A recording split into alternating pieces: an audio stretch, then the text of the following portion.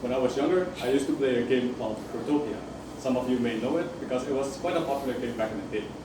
So, Protopia, in essence, is a social game that takes factors such as economy and trading as one of their biggest factors. That being said, there are also other factors that play a big part in the Protopia game, which is the safety and trust. Hi, my name is Varrel, and today I want to be talking about the safety and trust in the internet, mainly focusing on to what extent users are safely capable of sharing their information online. So, before I start with anything, I want to define what the internet actually is. So, the internet, in simple words, is a huge space with lots of information accessed by many people. Essentially, the internet is a big database filled with information that can be accessed and can be given information. So, essentially, this is a loop that's always going. As the internet will grow more and more because more people are going to receive information and give information. So, what do we actually use the internet for? This is a brief explanation on just what we use the internet for, but as a big majority of people use the internet for these four things, which is communication from maybe emails or social media, online shopping and e-commerce, education and working, and lastly, as entertainment. So, despite those uses being made, this can lead to many certain risks. Whether we know it or not, or whether how small or big the risk is, there will be always some kind of risk that will be involved in doing those. This is just a brief list on what the internet can actually pose a risk to you. So, this, as you can see, the list is already a pretty long list. However, this actually isn't the list as it is. There will be a very, very long list on what the internet can be misused for. So, this begs the question: how do they actually get the information from us, whether we know it or not?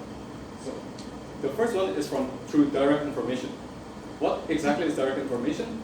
That's we give direct information through maybe registering to a website. That means that we're giving them our email, our name, our username, our passwords, etc.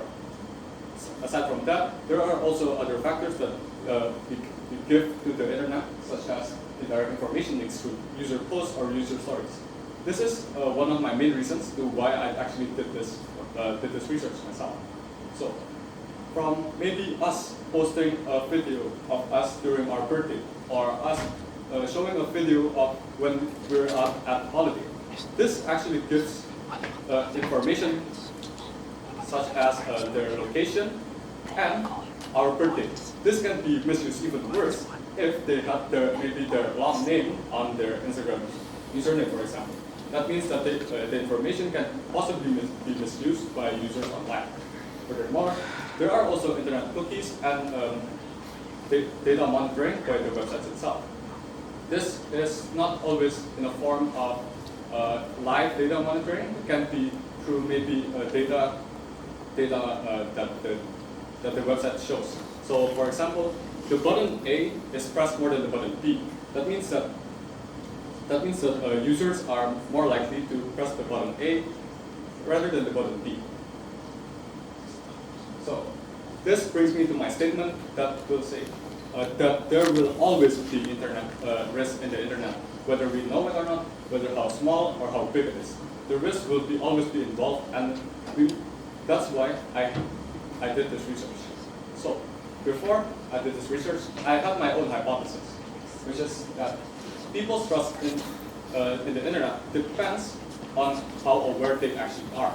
And if they are not aware, they are more likely to experience those risks rather than people that actually pay attention to what they're doing in the internet. To further prove this hypothesis, I had my own data collections. For the data collection, I choose two types of data, which is the qualitative data and the quantitative data. As for my qualitative data, I had an interview with two experts, which is by Mr. David Limanto Gunawan, which is the IT department in MSCS, and Hadi Saputro, which is the IT department in GMS Surabaya. As for my quantitative data, I I chose to make a survey consisting of linear-based questions ranging from 1 to 5, 1 being strongly disagree, 5 being strongly agree. These questions are related to the topic, and I spread this to around 80 people across Surabaya, because this is where I did my research. Furthermore, I used the age group of 15 to 22-year-olds, specifically because the age group is the most familiar and the most dependent towards technology aside from the other age groups. This also means that the age groups that in 15 to 22-year-olds are more exposed to this risk possibly because there are more users than the other age groups. As for my interview results, Mr. David states that not all internet information are fully trustable, and therefore we need to be cautious with unknown emails and links that are sent by unknown people. Furthermore, again, we need to use strong passwords and have our own security measures, such as two-factor authentication, to further protect ourselves from this risk. As for Mr. Hadi, he says that we need to verify our information before fully believing it, and because the online communication is never 100% safe due to people that may misuse your information. Furthermore, we need to be careful on sharing about ourselves in social media, etc. What can we actually conclude from this? We can conclude that awareness and strong security is absolutely essential for our safety in the internet.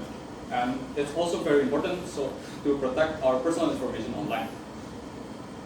To further prove this again, I have my survey results. As for my survey, I divide these questions into 3, which is to user comfort, user experience, and user trust.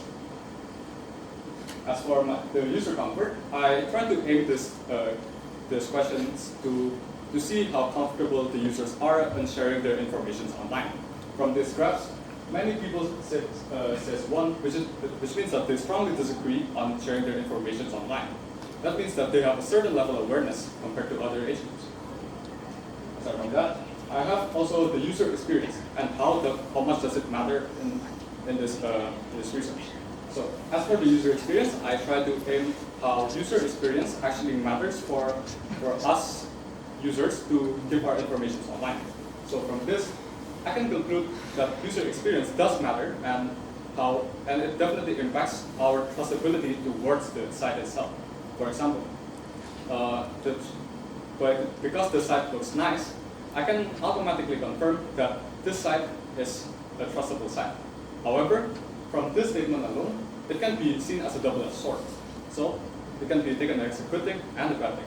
It means that people are actually aware on how to identify a good-looking website and a bad-looking one. So they can trust the good-looking websites compared to the sketchy one. However, the bad side about this is that scammers may spend more time on designing their websites to make it look real for the sake of the website looking very trustable. And this can definitely misuse the user's trust towards the internet. And lastly is the user's trust.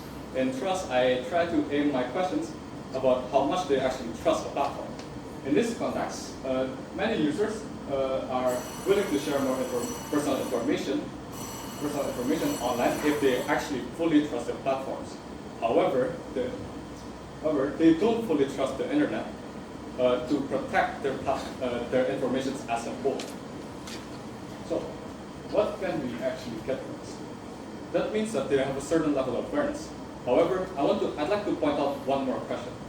This question aims to see if users actually read privacy policies or not. And as you can see, more than 50% of people actually don't read the privacy policies. I brought this issue up because privacy policies sometimes have a very important policies that we may ignore. We sometimes see the privacy policy screen and just ignore it completely because it's a very long read.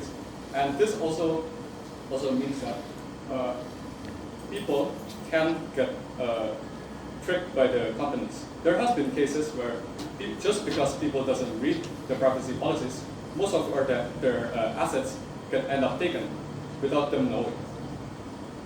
So, was the hypothesis actually proven? Yes, it was. Because I get that the people that are more aware are way more safe